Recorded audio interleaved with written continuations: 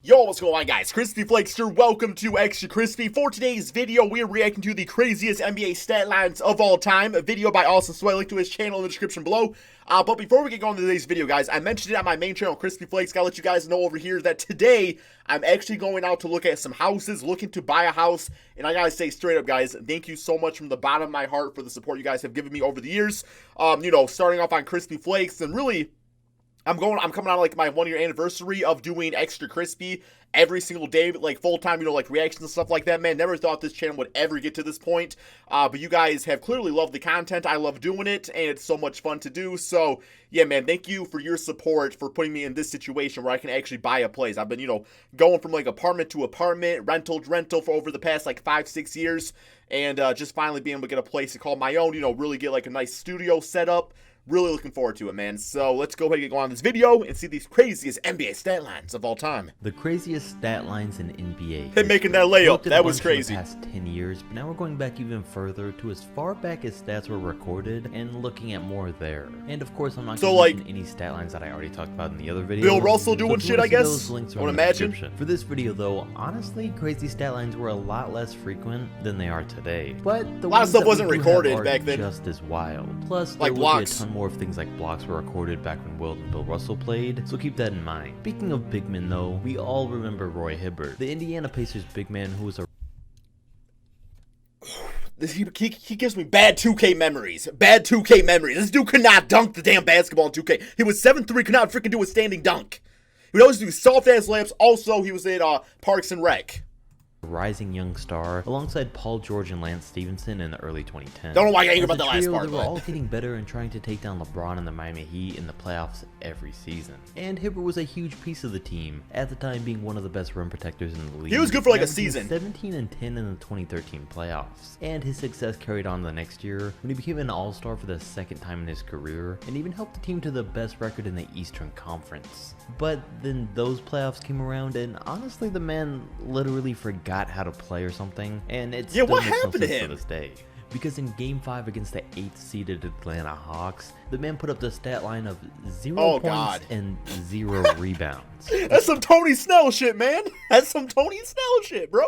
Starting center of a 1 seed and all-star that year, put up almost no stats in a playoff game, which definitely makes it one of the craziest stat lines ever. Embarrassing. And after 12 minutes, he was obviously taken out for the rest of the game. And that was the end of that game. That was the stat line. So while we could just move on there. What's this jackass doing the entire game? He scored 0 points and recorded 2 rebounds the next game. Then in game 1 of the next round against the Wizards, he did the same exact thing. 0 points and 0 rebounds in 18 minutes of oh my god, man. You're worse than Stanley Johnson. Even if you're not going to score, how are you going to be 7'1" under the rim the entire game? And Thank not you. grab one single rebound? And we've never seen a rising star's talent vanish like that right before our eyes. But it was a permanent thing because after that, he never really played the same again. Let's go the opposite Something must have way happened though. to him. That was a not so dominant performance, but let's just hurry and mention Wilt Chamberlain's 100-point game because we all know it's here. And it's not just for the 100 points because he had that along with 25 rebounds and 3 assists. Oh my, okay. At least he had nice. 3. But for real, there's no doubt that this would have been a 100-point triple-double too if they had counted blocks back then. And I mean, if there was any game footage out there, we could count just how many. But since... I just really thought about it, man. Wilt Chamberlain's 100-point game is literally Flight.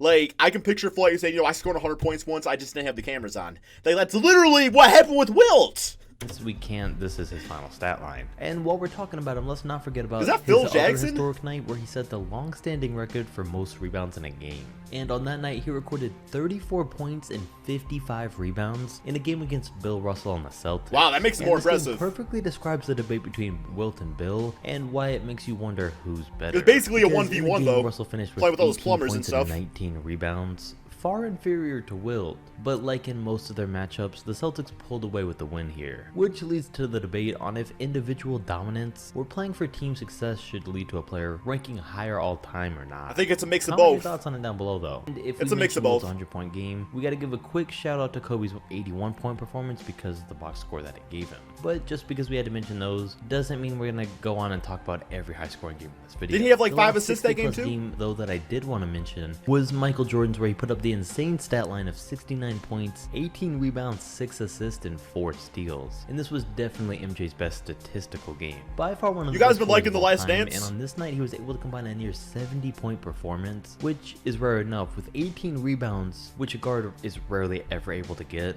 But he did what it took to get the win. He helped force the game into overtime, led his team to victory, played over 50 minutes. Bro, he's lifting and like 10 scored pounds. 69 on only 2 made 3-pointers, which is even more impressive. I don't know if you can call this next one impressive though, because on January 6, 2005, Rip Hamilton went over 10 from the field, but got to the line for 14 free throws. Yeah, the man got to the line. It's all good. You know, the mid zone falls sometimes. This man got to the free throw line though. Rip's all good. Finishing the game Damn, with bro. 14 points while not making a single shot. But that's not all, because he led his entire Pistons team in points that night. He didn't make a single shot and had more points than anyone else More on like the Nip roster, Hamilton, with Chauncey showing his Billups, boobs. Tayshaun Prince, Bill Wallace, and Rasheed Wallace. And it really is just an example of how the Pistons played back then and the kind of team they were. Relied heavily That on Nip joke defense is funny, and guys. didn't You have a laughed. go-to You back laughed. Scoring. That night though, Tayshaun was the second leading scorer with 13, and unsurprisingly the Pistons did get blown out. It's even weirder though, because like it's normal for a guy to have an off night where nothing goes in for him. It happens. Damn, bro, But Rip on did the not look same good night to bald. go 14 for 14 from the line and not miss a single free throw. I mean, make up your mind, is it a bad night or not? And because of this is why it's without a doubt one of the weirdest stat lines you'll ever see. Another strange one belongs to 7'7" Manute Bol. All those for putting up threes. 4 points, 4 rebounds, and 15 blocks in a game. And this one's That's still like hard to some comprehend, Mutombo but shit right as there. you may know or may have expected, Manute Bol was one of the best shot blockers of all time, as he should have been. And that's the kind of player he was. He could protect the rim, but really couldn't play offense or grab rebounds somehow. And stat lines like this really weren't uncommon to come Got that from, Thon Maker but build. This was definitely the most Manute Bol-like game that he ever had. And speaking of putting up a lot of one single stat and not doing too much else, that brings us to the night Allen Houston had 37 points, 0 rebounds, 0 assists, Yo. 0 steals, and 0 blocks. I like I'm it. How does this even happen? Basically, he just stood around, waited for the ball, and whenever he got it, he only had one thing in mind.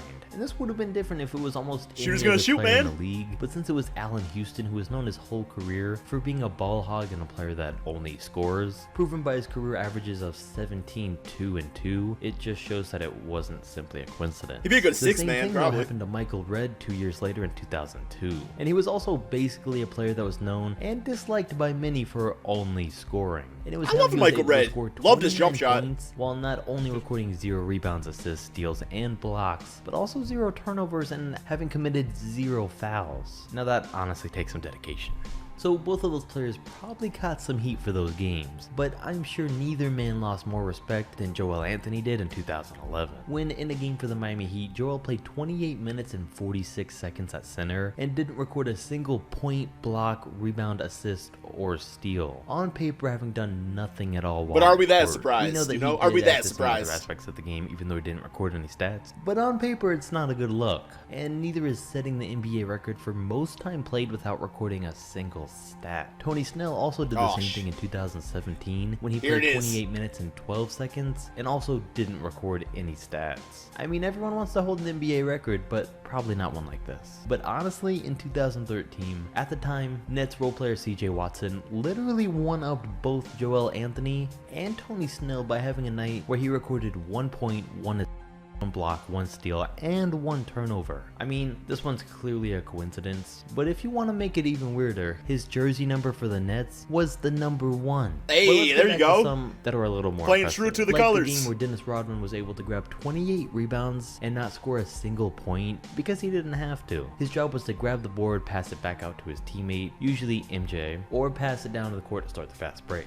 And as we learned from The Last Dance, the man had it down to an art, and him studying other players' shots and how the ball would spin and how shots from different areas on the floor would bounce to certain That's spots intelligent. is a perfect It's really example of intelligent. what more players need to do and capitalize on their strengths to hide their weaknesses. And for Dennis, it was how he was able to have scoreless games with 28 rebounds, 25 rebounds, 24, 21, and 20 on 3 separate Hey, he knew his occasions. role, So played it he well, would really right? do it all the time, but the 28 rebound game was definitely the best one. Another impressive stat line was accomplished by Hakeem Olajuwon for putting up 48 points on 24 of 40 from the field. steals. Damn, it's and a lot at of first shots. glance, that really doesn't seem all too impressive. A lot of shots. But when you factor in that he didn't attempt a single free throw is what makes it pretty weird. I mean, he also shot no threes and just simply made 24 shots that night. It's weird for a player to not make a that's good defense, but also really bad defense, because obviously let the man drop 40 on you, but also letting him shoot 40 times without fouling, that takes some dedication right there. That takes some dedication. It never happens when a player doesn't even attempt one, and it seems impossible for it to have been done by a center,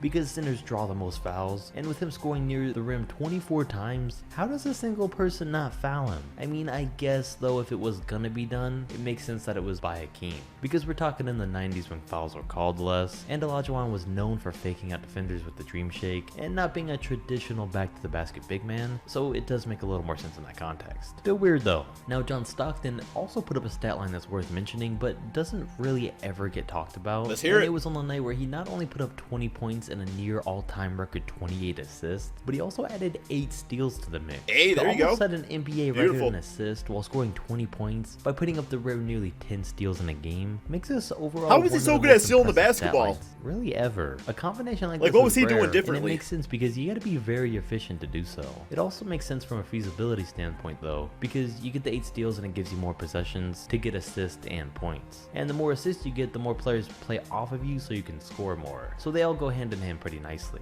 And he was efficient that night. I really don't know whether or not Corey Maggette should be called efficient for his stat line. Uh-oh. I'm not too sure about Corey this one, Spaghetti. because listen to this. In 10 minutes of play, he went 0 for 2 from the field, but shot 20 free throw attempts and made 17 of them. Wow.